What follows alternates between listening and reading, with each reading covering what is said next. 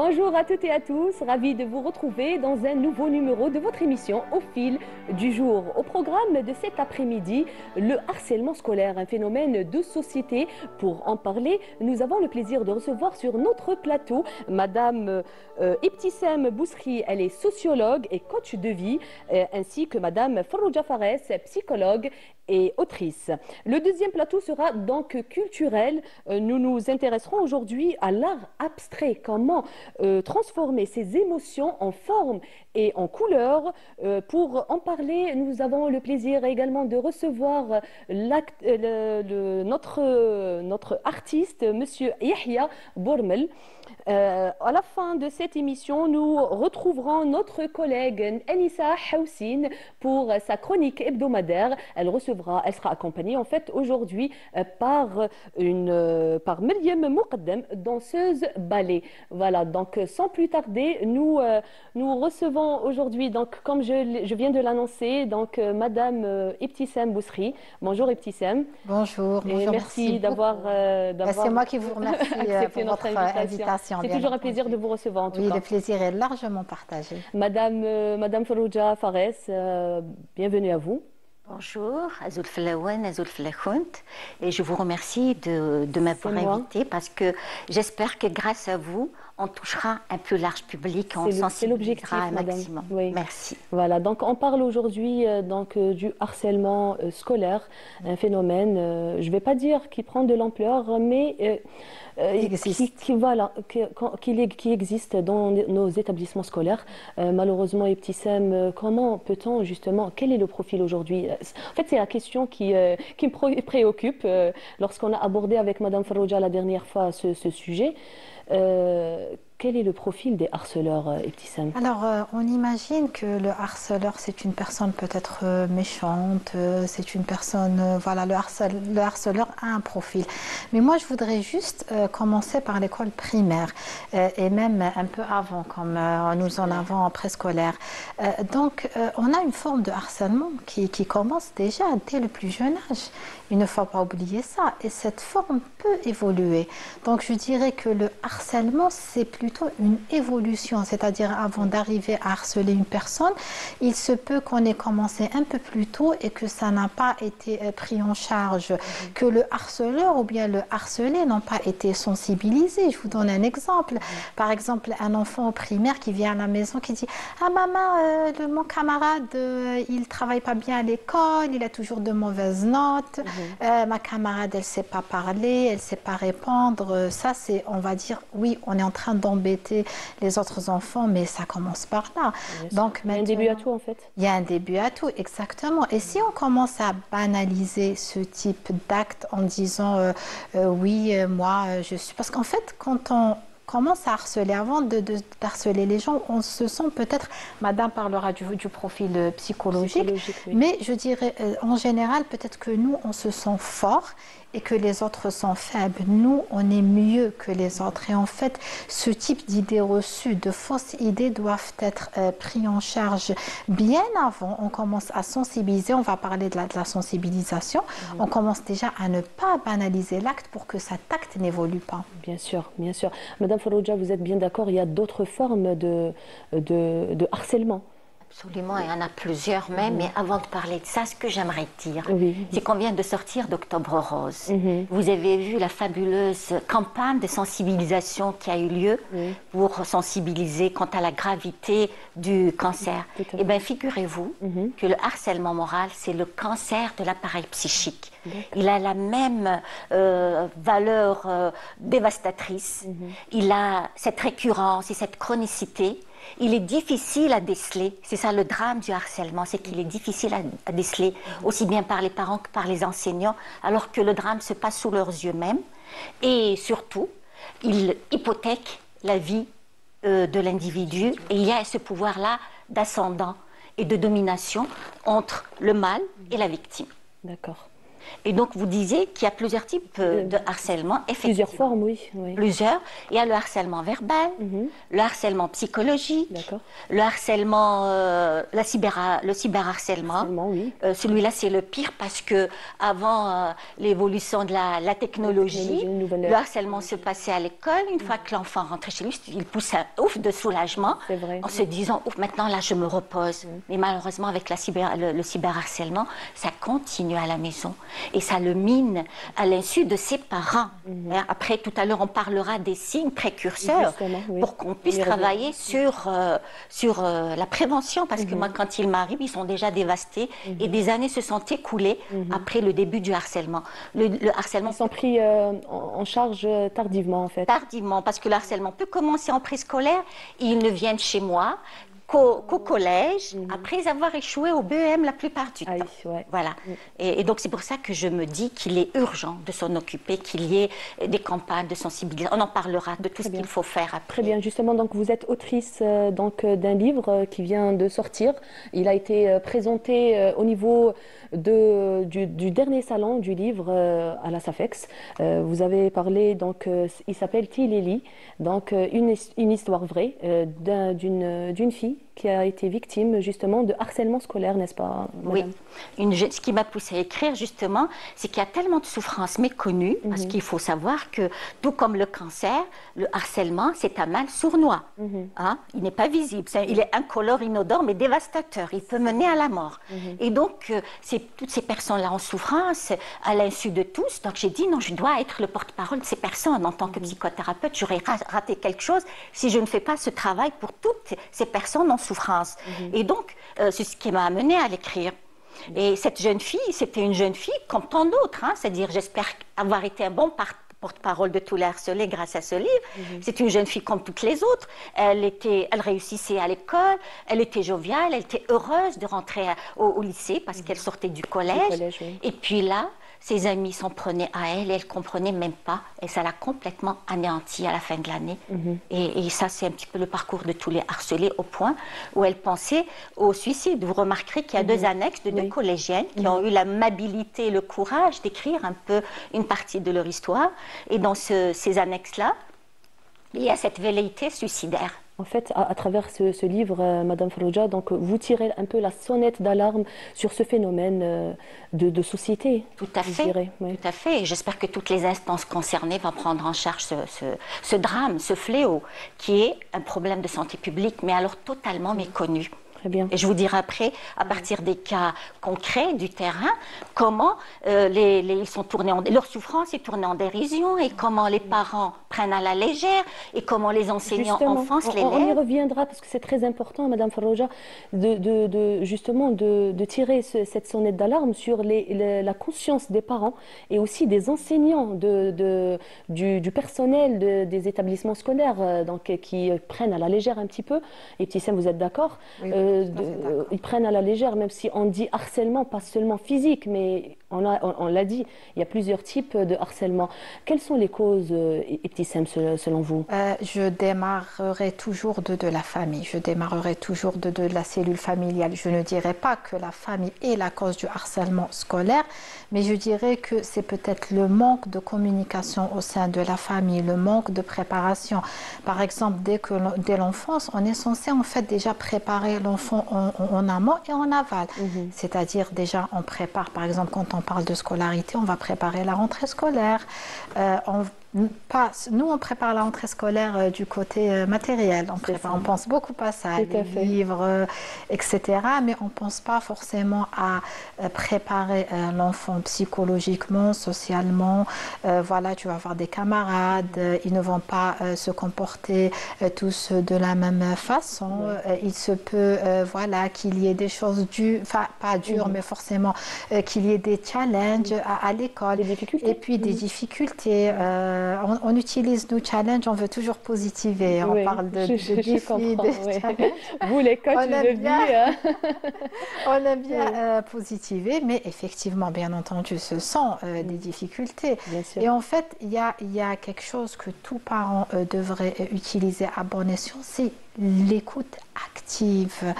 C'est vrai qu'on est occupé, c'est vrai qu'on a les pressions de la vie, mais il faut accorder du temps à nos enfants. Ça ne coûte rien du tout. Lorsque l'enfant revient de l'école et qu'il veut en fait nous raconter sa journée, rester là, l'écouter. Ah bon? Être attentif. Et être attentif, voilà. Ah bon? Qu'est-ce que tu as ressenti?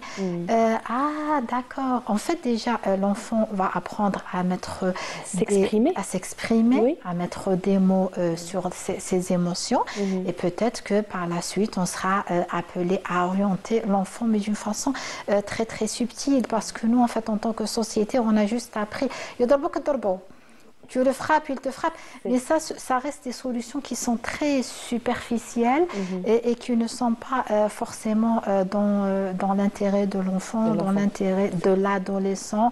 Et voilà, en fait, expliquer les choses, beaucoup d'écoute active. Et bien entendu, comme l'a dit Madame tout à l'heure, il y a plusieurs formes de harcèlement. Il y a ce qu'on appelle le cyberharcèlement. On ne demande pas aux familles, aux parents d'être experts en technologie numérique, mais il y a des outils de communication. Comme le contrôle parental, par exemple.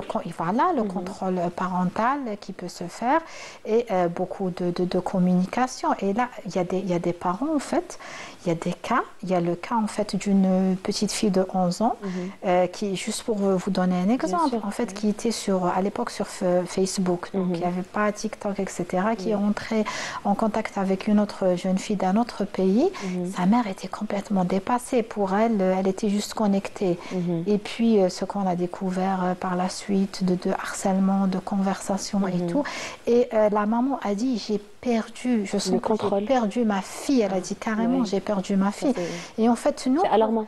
C'est alarmant, exactement. Et nous, pour ne pas arriver en fait à cette situation, on dit qu'il faut anticiper, que ce soit par rapport aux réseaux sociaux, ou bien dans le milieu scolaire, ou bien en général. Très bien. Il y a plusieurs profils donc, du harceleur, mais aussi de l'harcelé, Madame Farroja.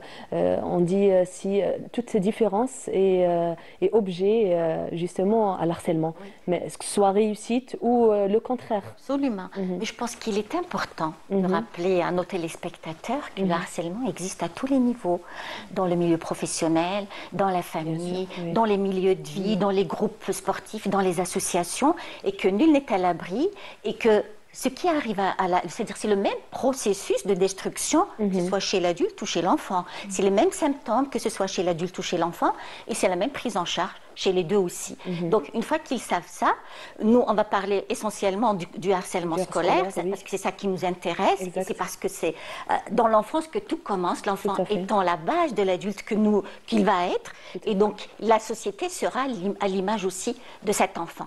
Et c'est pour ça que c'est important d'en parler. Le profil du harceleur, en fait, tout le monde peut être harceleur et tout le monde peut être harcelé. C'est-à-dire qu'il y a il y a toute une polémique là-dessus, il y a pas, comme c'est une question nouvelle, on n'en parle pas beaucoup, on en a pas, ça remonte pas à très longtemps. Mais ça a toujours existé en fait. Ça a toujours existé, mais on n'en a pas parlé, et ce n'est qu'en 2019 qu'une journée contre le harcèlement scolaire a été décrétée par l'UNESCO. Ce n'est qu'en 2019. Bon, elle n'existe pas dans tous les pays, l'Algérie n'a pas ratifié cette clause-là, mais moi je le souhaiterais, et je souhaite que ça se fasse à l'avenir, parce que c'est important qu'il y ait des campagnes de sensibilisation contre le harcèlement scolaire. Donc le profil du harcelé, c'est souvent un enfant qui n'a pas été contenu dans sa famille, qui a subi des violences, qui n'a pas été sécurisé, chez qui l'empathie n'a pas été développée, parce que pour prendre soin de son semblable, il faut déjà avoir cette empathie, et cette empathie, on l'apprend déjà dans l'enfance. Et l'école, ce n'est qu'un relais de ce qui se fait dans la famille. Donc cet enfant est déjà angoissé en sortant de chez lui. Et donc, il a besoin de déverser. Ce n'est pas par hasard que le plus grand taux de harcelés se trouve au collège. C'est 12% de collégiens harcèlement scolaire et 15% de cyberharcèlement. C'est parce que c'est une phase de développement très délicate et donc chargée d'angoisse. Et cet adolescent a besoin de déverser son angoisse. Donc, le premier venu, il essaye. Il y a des tentatives, parfois ça marche, parfois ça ne marche pas. Donc si quelqu'un le rabroue, le remet à sa place, il va chercher une autre victime. Et cette victime, souvent, elle a du mal à réagir. Et à se défendre.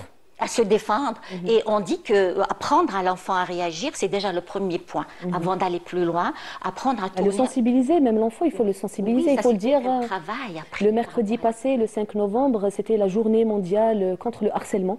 Voilà. Donc aujourd'hui, l'Algérie, depuis 2022, on avait décrété une loi justement qui punit le harcèlement, tout type d'harcèlement, et notamment le harcèlement scolaire.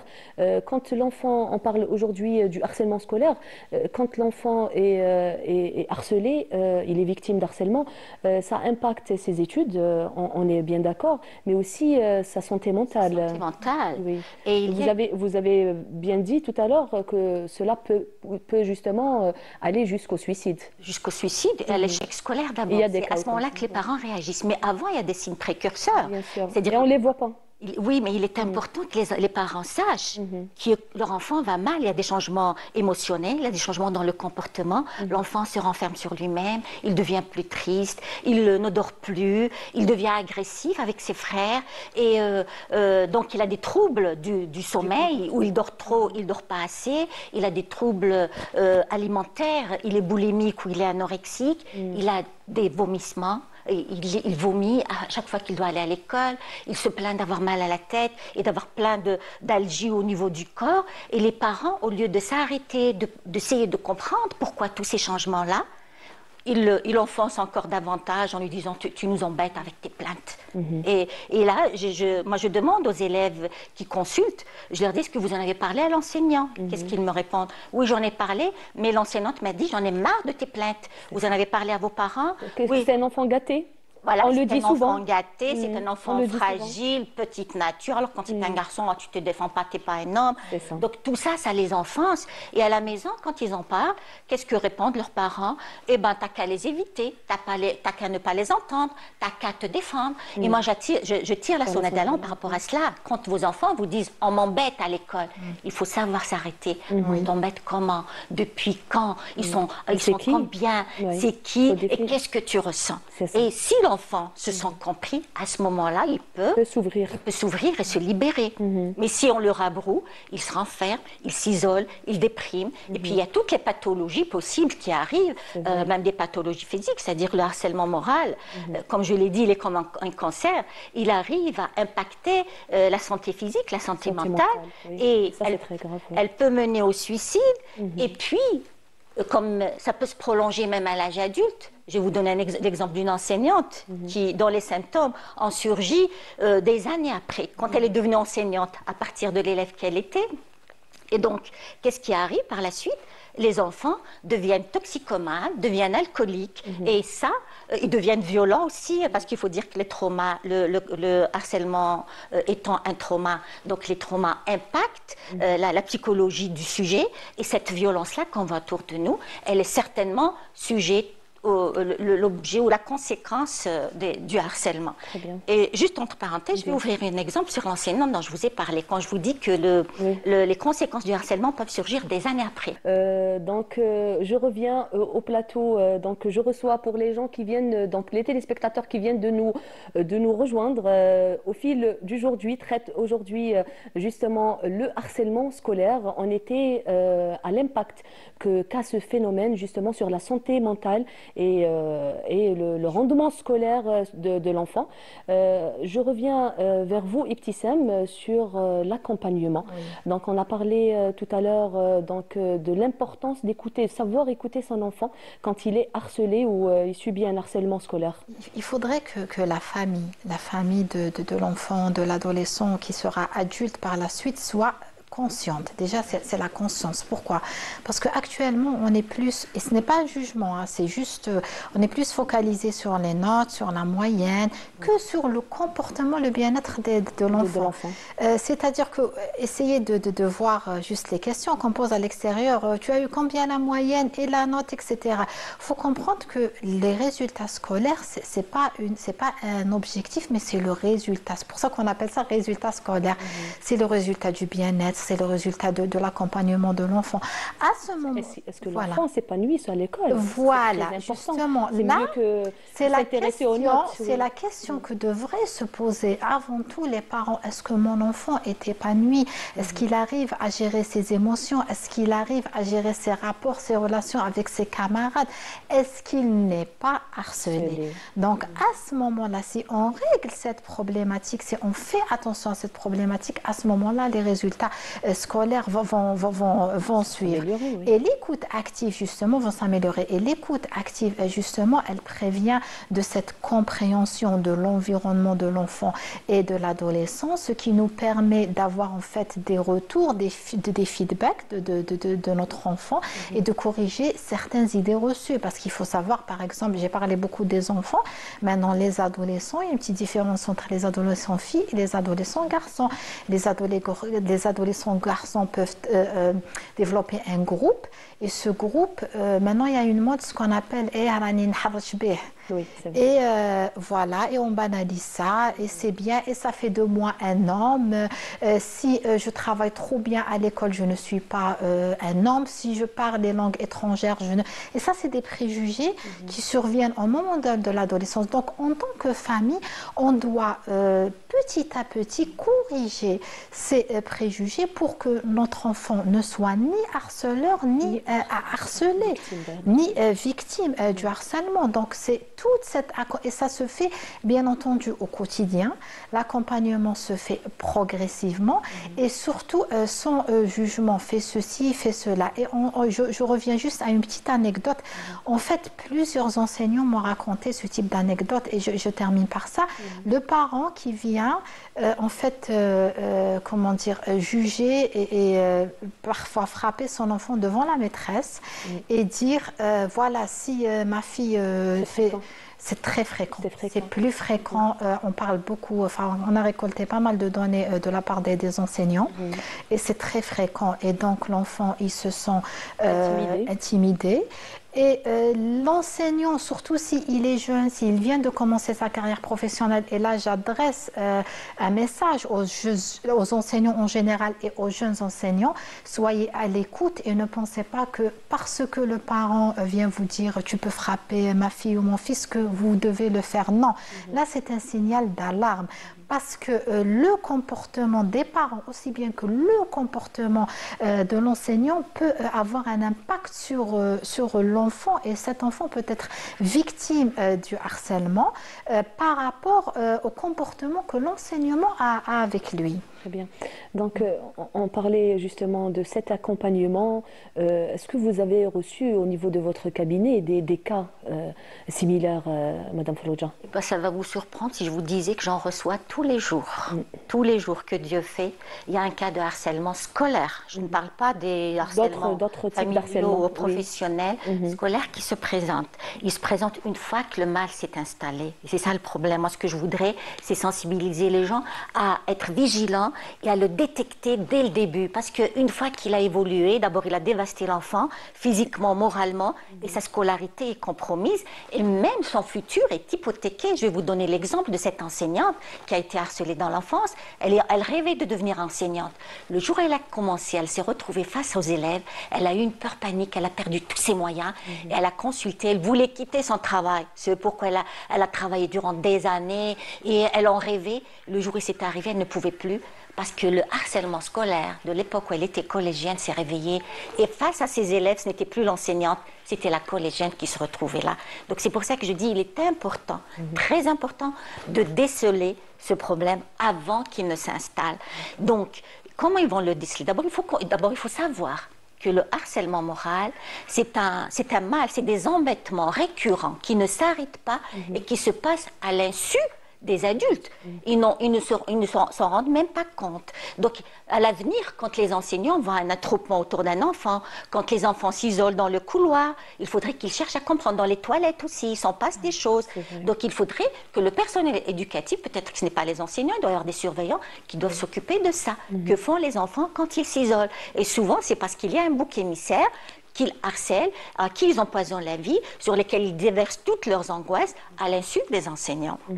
Et donc, il y a des parents qui ne comprennent pas ce qui se passe. Donc, je disais tout à l'heure qu'il faut qu'ils reconnaissent. Il ne faut pas qu'ils minimisent. Quand un enfant se plaint à ses parents, il ne faut pas qu'ils lui disent « Oh, ça, c'est des chamailleries d'enfants ». Le harcèlement, ce ne sont pas des chamailleries de récréation. Le harcèlement, c'est un phénomène, c'est un fléau dévastateur auquel les parents, les enseignants, toutes les instances qui s'occupent des enfants devraient faire attention, ils devraient le prendre en charge. Donc, quand j'ai parlé de harcèlement verbal, ça veut dire quoi? C'est des petites choses qui de rien du tout, vraiment très anodines, mais collées l'une à l'autre, ça devient infernal pour l'enfant. Comme par exemple, tu es trop gros, tu es maigre, tu es nul. Ça commence toujours mourir. Ça, c'est verbal. Quand c'est psychologique, c'est encore plus sournois. Quoique tous les harcèlements ont une composante psychologique parce que la représentation des coups qu'ils reçoivent ou des paroles des mauvaises paroles qu'ils reçoivent, elle les impacte psychologiquement. Psychologiquement, c'est plus sournois. Par exemple, ils ne le regardent pas quand il arrive, ils sont en groupe, il arrive, on l'ignore complètement. On lui tourne le dos, on l'intègre jamais dans les jeux. Et je vais vous donner un exemple. Oui, c'est très important. Et ça impacte l'enfant. Quand il est mis à l'écart. Oui, il est complètement détruit. Je vous dis, il faut toujours avoir à l'esprit le cancer, comme il dévaste le corps. Et le harcèlement, il fait la même chose avec l'appareil psychique. Et je tiens à vous donner cet exemple, parce qu'on dit souvent les enfants sont des anges. Eh bien, figurez-vous qu'avec l'effet de groupe, l'enfant peut devenir un démon destructeur, parce que dans l'effet de groupe, il n'y a plus d'empathie, il n'y a plus d'individus. Même les enfants empathes, ils sont entraînés par le groupe et le but, c'est de détruire l'autre. Le harcèlement, le but, c'est de détruire l'autre. Si l'autre est indifférent, ça ne les intéresse pas, ils vont chercher ailleurs. Donc, c'est l'exemple de cette petite fille de 4 ans. Comment elle a commencé? Elle a commencé par aller vers une autre petite fille de 4 ans, sa camarade. Elle se plante devant elle et elle la fixe des yeux. Et l'autre, elle est complètement déstabilisée, elle s'enfuit. Une fois, c'est juste un embêtement. Mais quand ça se répète dans le temps et que les autres camarades se mettent de la partie, à ce moment-là, ça devient un vrai désastre, un vrai drame pour le sujet qui le vit. Très bien. Madame Ibtissam, donc, on parlait donc, de ce phénomène avec Madame Farrouja. Quelles sont les clés du coaching pour le harcèlement? Alors, moi, je vais commencer à rebondir par rapport à ce qu'a dit Madame. Le harcèlement, ça commence par des petites actions. Et ça déjà, pour avoir la clé, il faut le comprendre. C'est de petites actions. Tous les jours, il y a une action. Et ça finit en fait par déstabiliser l'enfant ou l'adolescent. Donc moi, bien sûr, je reviens à l'écoute active en tant que parent. Qu'est-ce qui s'est passé aujourd'hui? Que ce soit, moi, mon enfant, il peut être harceleur, il peut être harcelé. Attention, s'il est entraîné par l'effet de groupe, je vais vous donner un exemple. Mon enfant vient me dire « Ah, mon camarade, il ne travaille pas bien. » Ah bon? Le deuxième jour, il vient. Il me répète la même chose. Mon camarade, il a eu 2. Moi, j'ai eu 18. Troisième jour, il me dit la même chose. Là, je dois sensibiliser mon enfant. Je dois lui apprendre c'est quoi l'empathie.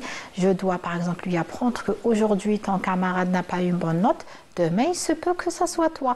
Est-ce que toi, tu serais content que ton camarade rigole ou se moque de toi si toi, tu n'as pas une bonne note? Non. Et alors, qu'est-ce que je devrais faire, maman? Tu devrais l'encourager. Bon, ça, je donne l'esprit de la chose. Donc, pareil, si mon enfant, lui, il se sent harcelé, ma camarade m'a dit que tu n'étais pas belle, je essaie tous les jours. Donc, on va essayer de l'accompagner. Tous les jours, on lui donne une clé. Et puis, c'est le feedback, on fait le suivi. Alors, comment ça s'est passé aujourd'hui? Est-ce que ça s'est passé mieux qu'hier? Oui, finalement, aujourd'hui, on voit que ça va. Si ça ne va pas, on continue l'accompagnement. Parfois, c'est nous qui donnons des conseils. Parfois, c'est l'enfant lui-même qui va trouver des solutions. Et ça, on doit développer se corriger. Ça. Oui, on doit développer ça chez l'enfant, l'estime de soi, la confiance en soi, comment lui, il peut trouver des solutions par lui-même. Et puis, vraiment, là, bien sûr, les parents peuvent intervenir si à des stades assez précoces. Il ne faut pas laisser les choses avancer. Là, le parent peut intervenir, mais avant, pourquoi ne pas aider l'enfant à déjà développer sa confiance en soi, son estime de soi et lui-même essayer de trouver ses propres solutions quand c'est possible, bien entendu. Très bien. Madame Farroja, l'accompagnement seulement comme solution justement pour prévenir contre le harcèlement scolaire? Pas seulement, hein, la prévention, c'est un programme très très large. Donc déjà, dans un premier temps, déjà, il faut déceler le problème. Il faut comprendre qu'il y a quelque chose qui se passe parce que vous savez, les parents, ils ont beau être vigilants, le personnel éducatif pareil, mais il y a beaucoup de choses qui leur échappent. Pour exemple, je vous donnerai, là j'ai contacté certaines écoles parce qu'il faudrait sensibiliser, il faudrait qu'il y ait des conférences pour que les gens sachent ce que c'est, comment le déceler, comment le comprendre. Et donc j'ai parlé à un enseignant, il m'a dit non, dans mon établissement, il y a eu un seul cas de harcèlement et c'est rentré dans l'ordre. Eh bien figurez-vous, la semaine qui a suivi, j'ai reçu 2 élèves de son établissement qui ont quitté l'établissement en question à cause du harcèlement et qui, malgré le changement d'établissement, présentaient encore des symptômes, c'est pourquoi ils avaient consulté. Donc c'est pour vous dire. L'exemple d'une maman qui me disait, voilà, mes enfants, chaque matin, chaque fois qu'ils doivent aller à l'école, ils se plaignent d'avoir mal au ventre, ils se plaignent d'avoir mal à la tête, et puis ils ont régressé au niveau des notes. Je leur dis, mais ça ressemble à du harcèlement. Non, non, non, pas du tout. Mon fils se défend très bien. Et donc vous voyez, la sournoiserie du harcèlement, ça ne se voit pas. Et c'est ça le drame. Et non seulement ça ne se voit pas, mais l'adolescent, il n'ose pas en parler. Il a honte. Et il se sent coupable. Et donc, pour pouvoir le faire parler, déjà, il faut le mettre en confiance. T'inquiète pas, je suis avec toi. Je sens que ça ne va pas. Tu peux m'en parler, on trouvera des solutions ensemble. Parce qu'encore, il y a autre chose qu'il faut savoir. C'est que l'enfant, il n'accepte pas que les parents interviennent. Il aurait honte vis-à-vis de ses camarades. Et puis, il a peur des représailles. Donc, il faudrait mettre l'enfant en confiance. C'est ça la condition sine qua non pour arriver à l'aider et lui proposer des solutions à condition qu'il soit d'accord. Donc la prévention, comment reconnaître le harcèlement? Au niveau des parents, leur enfant rentre avec des hématomes, alors que la fille est partie bien coiffée, elle revient toute échevelée, des taches d'encre, son tablier déchiré, son cartable, ses cahiers, et on les a jetés dans une mare d'eau, elle rentre comme ça. Au lieu de s'arrêter, de poser la question à l'enfant, qu'est-ce qui s'est passé? Surtout que ce n'est pas habituel. La maman, elle a sermonne, c'est quoi ces façons? Non seulement tes notes, tu as régressé, mais en plus tu rentres comme ça, comme une souillon à la maison. L'enfant, il ne va pas vous raconter ce qui s'est passé. Donc il faut s'arrêter. Chaque changement de comportement, chaque changement émotionnel, les parents, ils doivent savoir qu'il y a un problème sur lequel il faut s'arrêter. Et donc l'enfant rentre avec sans ses affaires. Chaque semaine, il faut acheter de nouvelles fournitures scolaires. Et les mamans et les parents ne comprennent pas. Ils enfoncent l'enfant. C'est quoi ces façons? Alors qu'il faut s'arrêter à ce niveau-là. Les notes qui régressent, on enfonce l'enfant, on n'essaye pas de comprendre. Et il ne dort plus. Pourquoi tu veilles? C'est quoi ces façons? C'est-à-dire tous les symptômes, en fait, qui devraient attirer l'attention des parents pour justement essayer d'intervenir, deviennent encore un problème pour le harceler. Ça, c'est au niveau de la maison. À l'école, comment ça se manifeste? Il voit un enfant qui s'isole, un enfant qui devient brusquement triste, un enfant qui reste seul dans la cour de récréation. Et là, ça doit attirer leur attention. Et quand l'enfant leur parle des embêtements qu'il subit, il faut que les enseignants réagissent et qu'ils l'écoutent et trouvent des solutions. Et on conseille à tout le personnel, à tous les parents et aux élèves de réagir et de dénoncer le soupçon de harcèlement, même quand on n'est pas sûr, parce que je vous dis, le harcèlement est sournois, il ne se voit pas. Bien sûr. Et donc même si on soupçonne qu'il a un harcèlement, il faut réagir. Merci beaucoup. D'ailleurs, une dernière voilà. On a parlé en coulisses, Ibtissam, de l'importance de prévenir à chaque fin de semaine, consacrer un cours justement pour sensibiliser les enfants, aussi bien les enfants que le personnel éducatif. C'est des sociologues, des collègues à moi et enseignants également, qui ont la double casquette, qui ont fait cette proposition. Ils ont dit, pourquoi pas chaque fin de semaine organiser une session pour parler du harcèlement, pas forcément utiliser le terme, mais pour prévenir du harcèlement, voilà, et ça peut très bien. Je vous remercie, mesdames. Merci beaucoup pour d'avoir accepté notre invitation, et j'espère qu'on a sensibilisé quelque peu sur le harcèlement scolaire. Et moi, j'ai envie d'ajouter, indignons-nous à chaque fois que nous voyons des violences, des injustices, parce que c'est destructeur de toute une société, pas seulement de l'individu. Très bien, on revient juste, donc place à la musique avec la chanson de Mouh Paco, In Algéria. À tout de suite.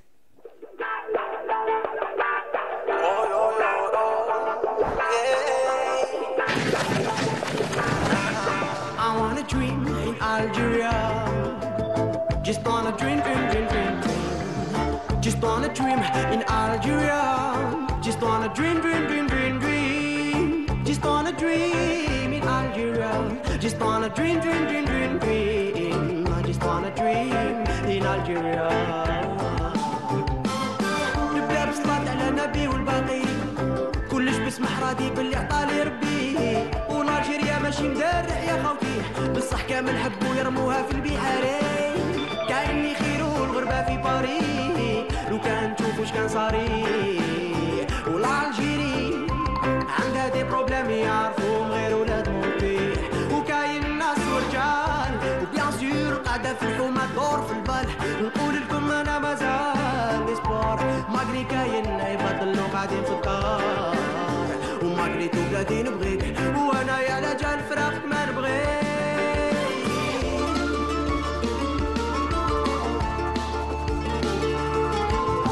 I'm on a dream in Algeria.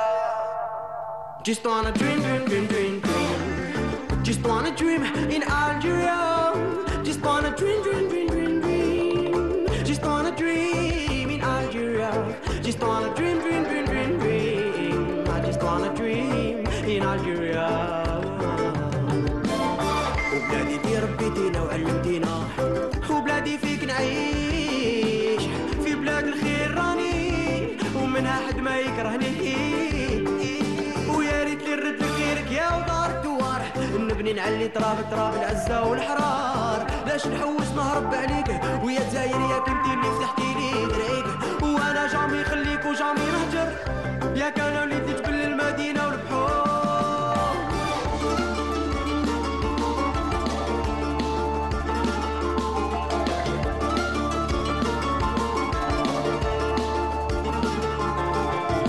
I wanna dream in Algeria. Just wanna dream, dream, dream, dream, dream. Just wanna dream in Algeria. Just wanna dream, dream, dream, dream, dream. Just wanna dream in Algeria.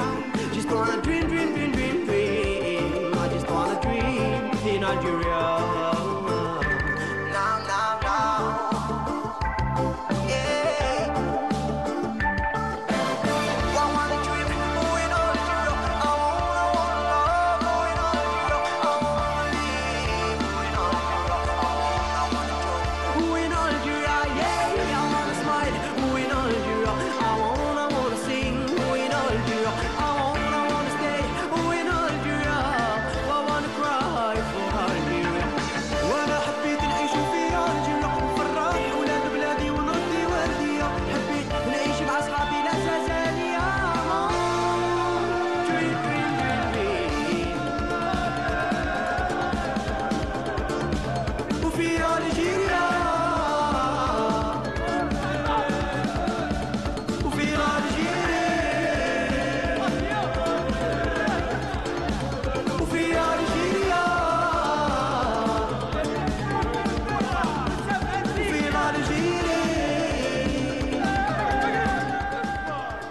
Belle chanson de Mouh Paco in Algéria.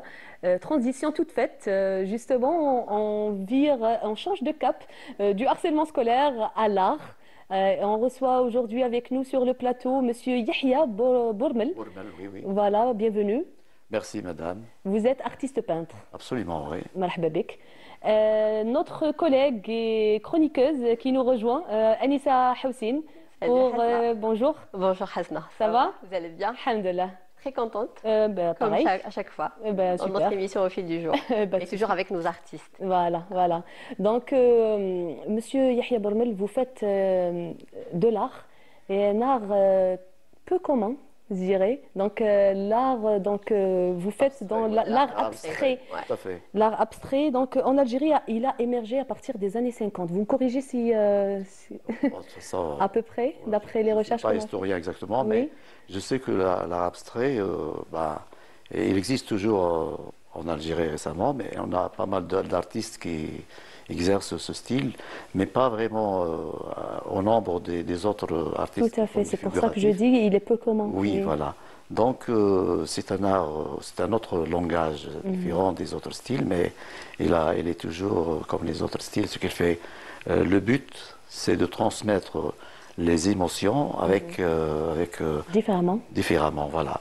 Ce qu'il fait l'artiste figuratif, qui fait enfin, qui s'exprime avec du style figuratif, il transmet ses émotions à travers des formes identifiables et tout. Et l'artiste qui s'exprime en abstrait, il transmet ses émotions et ce ressenti avec des formes non identifiables. C'est des formes, c'est tout. Il n'utilise pas des formes de la nature, il n'utilise pas des fleurs, des arbres et tout. Il fait que du forme, des surfaces, des couleurs, voilà. Du blanc aussi. Donc l'art abstrait, c'est transformer les émotions en forme et couleur. Alors que le figuratif, c'est transformer les émotions avec des formes identifiables. C'est à peu près ça, ouais. C'est ça. Donc, est-ce que cet art continue d'évoluer en Algérie? Ou normalement, tout à fait, oui. Il y a pas mal, d'après les ateliers qu'on propose ou qu'on anime, et il y a pas mal de gens qui aiment découvrir, ils sont curieux, ils aiment bien voir cette dimension abstraite qui s'exprime spontanéité et tout, sans par exemple, sans prendre les règles académiques pour arriver à s'exprimer. Donc, est-ce qu'il y a des formations, Monsieur Bormel, sur ce genre d'art? Bon, moi personnellement, j'ai fait des ateliers d'apprentissage. C'est pas tout à fait une formation pour avoir un diplôme, mais c'est des ateliers d'apprentissage pour donner des petites règles de base, voilà, des petits secrets, des clés, comment on apprécie l'art abstrait, comment on le comprend, comment on réalise une œuvre abstraite simple avec notre niveau, avec notre niveau, comment dirais-je, avec notre propre vision, sa simple vision, même si on n'est pas vraiment professionnel. C'est à peu près ça, oui. Oui, moi j'aimerais assisté à des expositions en art abstrait. Oui, j'en ai vraiment assisté, mais malheureusement, j'ai pas encore eu la chance d'assister. Monsieur Bormel. Monsieur Bormel, j'aurais aimé, franchement. Ouais, ça va venir, Inch'Allah. Ouais. Ben, oui. Vous avez exposé, Monsieur Bormel? Ouais, j'ai exposé. J'ai exposé. Ça fait bien longtemps une exposition individuelle. C'était en 1996 au Palais de la Culture. D'accord, donc ça remonte à longtemps. Oui, puis la même année, c'était au Salle Mougar avant. Puis j'expose avec mes collègues, avec des amis, des expositions collectives, comme on a fait en 2018 le printemps de l'art plastique. Et c'était bien là. Et puis à chaque fois, il y a des on a exposé aussi à la galerie là. Et il y a pas mal d'événements qu'on fait d'un moment à l'autre pour exposer, soit collective ou personnel. Et lors des expositions, Monsieur Bormel, c'est la question qui m'intrigue en fait. Est-ce que les visiteurs arrivent justement à lire ces tableaux? Apprécier l'art abstrait, oui. Oui, il y a plusieurs catégories. Il y a plusieurs catégories. Généralement, ils ont un penchant vers ce qu'ils comprennent, ce qui est lisible. Parce que nous, généralement, par exemple, comment on apprécie une œuvre, comment on a l'habitude d'apprécier. On a des circuits neurologiques qu'on a installés depuis l'enfance, toute une programmation de voir le beau. Alors, notre vision, on voit le beau d'après des formes identifiables, ce qu'on comprend. Il faut qu'on voit un arbre, on voit un coucher de soleil, un cheval, on voit des scènes qu'on comprend. Lorsqu'on arrive à admirer une œuvre abstraite, là, on s'arrête un peu. On essaie de comprendre, mais on n'arrive pas parce qu'on est en train de lire cette œuvre par les circuits neurologiques qui détectent le réalisme et le figuratif. Et là, ça ne marche pas bien. Donc, lorsqu'on toujours on pose des questions. Qu'est-ce que c'est que cette œuvre? Qu'est-ce que l'artiste veut dire à travers cette œuvre et tout? Et là, normalement, en art abstrait, on ne pose pas des questions. Par exemple, on arrive à déchiffrer en fait. On le vit. On le vit, mais on peut poser des questions sur les techniques, sur la couleur, sur la durée de temps d'exécution, l'état d'âme de l'artiste. C'est à peu près ça. Mais généralement, c'est comme de la musique. On l'apprécie, on la vit. On la vit, on la voit et on la vit, je pense. Oui. Moi, j'ai une question pour M. Yahya. Qu'est-ce qui vous inspire dans l'art abstrait? Ben, l'art abstrait, moi je trouve que c'est vraiment un langage sublime, émotionnel. Voilà, on est des âmes, on est des énergies. Lorsqu'on arrive à s'exprimer spontanément, on fait par exemple des masses de couleurs, on fait l'harmonie, on compose de belles choses qui transmettent nos émotions avec toute simplicité. Ça nous donne vraiment envie des moments. Par exemple, Monsieur Bourmel envoie une toile, là. Oui, ça c'est une palette. C'est une palette, mais c'est tout un abstrait, voilà. Ça a donné un abstrait. Qu'est-ce que ça veut dire, Monsieur Bourmel? Là, justement, on ne peut pas l'expliquer. C'est des émotions qu'on doit vivre. Comment peut l'interpréter, toute personne, comment elle peut la lire, en fait? Comme personne, elle doit la lire, mais avec la lecture abstraite aussi. Ah, d'accord. Parce que, généralement, lorsqu'on observe une toile abstraite, généralement, il y a beaucoup de gens, ils essayent de lire cette œuvre en cherchant des motifs identifiables, pour s'accrocher comme le bout du fil pour avoir une idée. Et normalement, non. Normalement, on ressent, normalement, on communique avec la couleur, avec les formes. Il n'y a pas de forme identifiable. On ne cherche pas le concret, je veux dire, des formes de la nature, comme les arbres, il n'y a pas dans le style abstrait de forme identifiable. Donc c'est comme de la musique. On l'apprécie d'après les couleurs. La musique, c'est des notes musicales, c'est des gammes.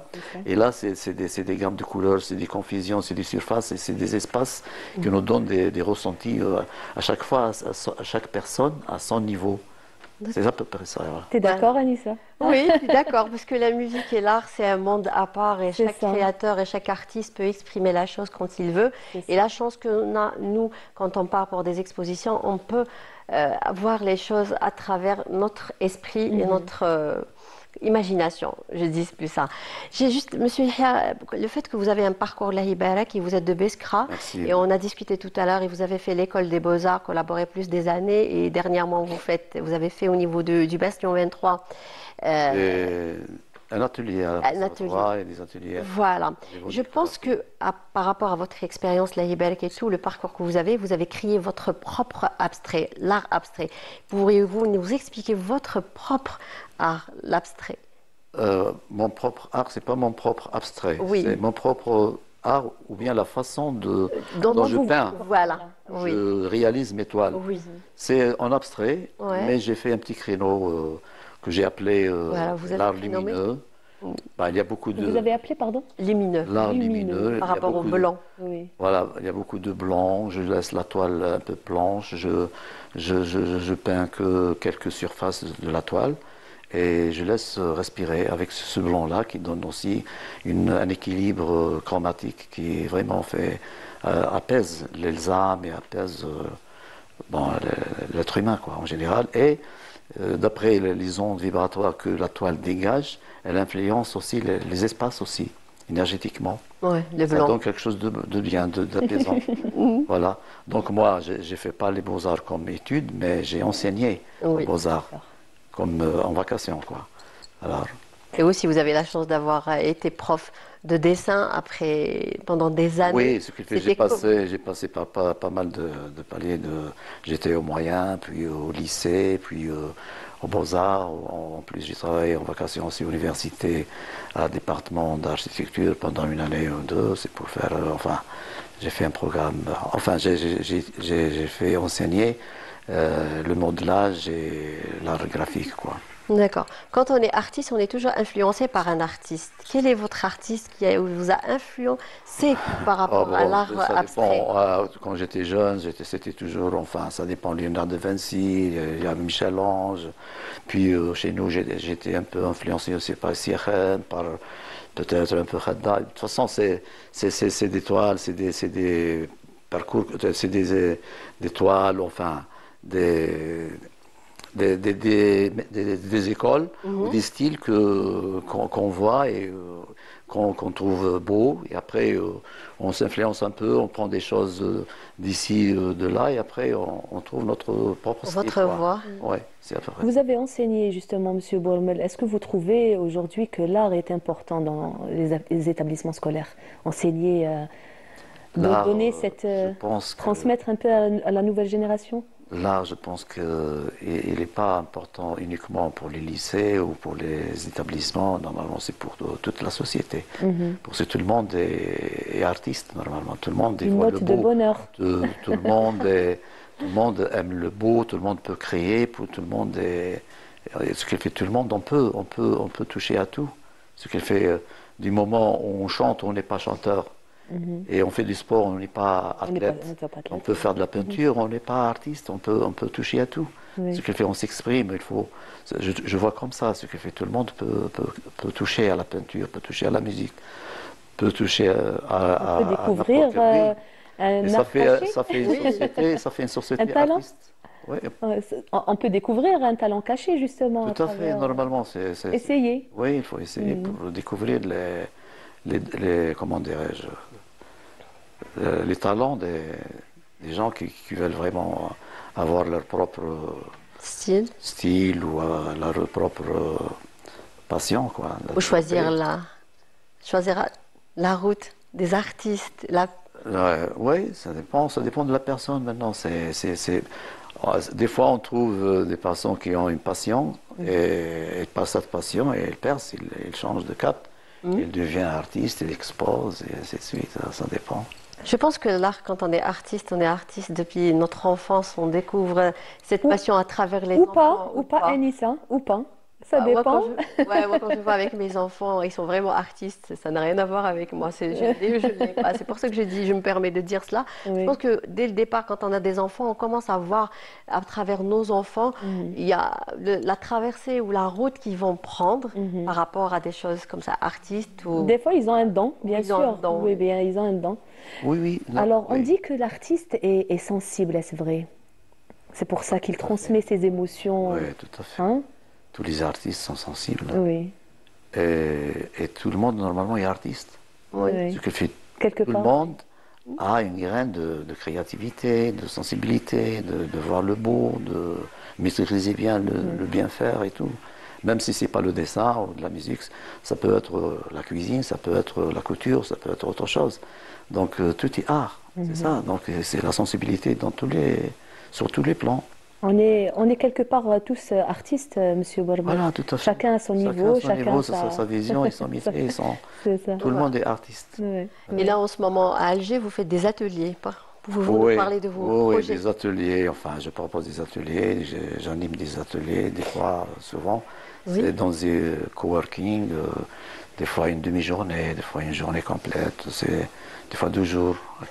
Condensé, c'est pour donner des règles basiques de l'art abstrait, de faire découvrir ce monde-là qui n'est pas encore clair et un peu on dévoile un peu qu'est-ce que c'est que l'art abstrait pour que la plupart qui veulent vraiment connaître et réaliser ou travailler ou apprécier, on peut travailler ensemble. Je vous remercie, Monsieur Yahya Bourmel. Donc, on a découvert en fait l'art abstrait à travers vous aujourd'hui, au fil du jour. Anissa, vous allez nous donner un peu l'agenda? Quelques rendez-vous culturels très importants. Alors, l'Opéra d'Alger fait appel à plein d'artistes qui cherchent pour l'Opéra d'Alger, pour un nouveau projet. Et aussi un rendez-vous culturel au niveau... Alors, ça va être le vendredi 14 novembre 2025. C'est avec Chabi, comme moi j'adore le Chabi, avec notre artiste, avec notre artiste Cheikh Lahbib Nabil, qui va être au niveau de Qasr Day, au niveau de Hosni Day. La soirée, elle va commencer à partir de 20h. Et aussi le samedi, le 15 novembre, une soirée avec notre artiste Tabak Mondil Andalous. Ça va être avec notre artiste Narma, qui va être au niveau de la salle Bashtarzi. C'est une salle mythique, elle est magnifique. Voilà, c'est quelques rendez-vous. Et aussi au niveau de l'Opéra d'Alger, à partir du vendredi et le samedi, la date du 28, il y aura l'Opéra d'Italie, il y aura plein de rendez-vous. Moi, je dis à tous les gens de partir sur les réseaux de l'établissement Agriculture. Ils vont trouver un magnifique programme du cinéma et aussi l'Opéra d'Alger. Voilà, voici le petit programme culturel et l'agenda de cette semaine, de ce week-end. De ce week-end, pour ceux qui veulent sortir justement ce week-end. Donc, l'agenda a été donné par notre collègue et ami Anissa Houssine. Merci d'être parmi nous, Monsieur Bourmel. Donc je rappelle, vous êtes artiste peintre de l'art abstrait. Je vous remercie. Peintre plasticien. Plasticien. Voilà, l'art abstrait, bon, je fais aussi le figuratif, mais je suis un peu spécialisé en art abstrait. Très bien, merci beaucoup. Je vous en prie, madame. Merci. Et vous aussi.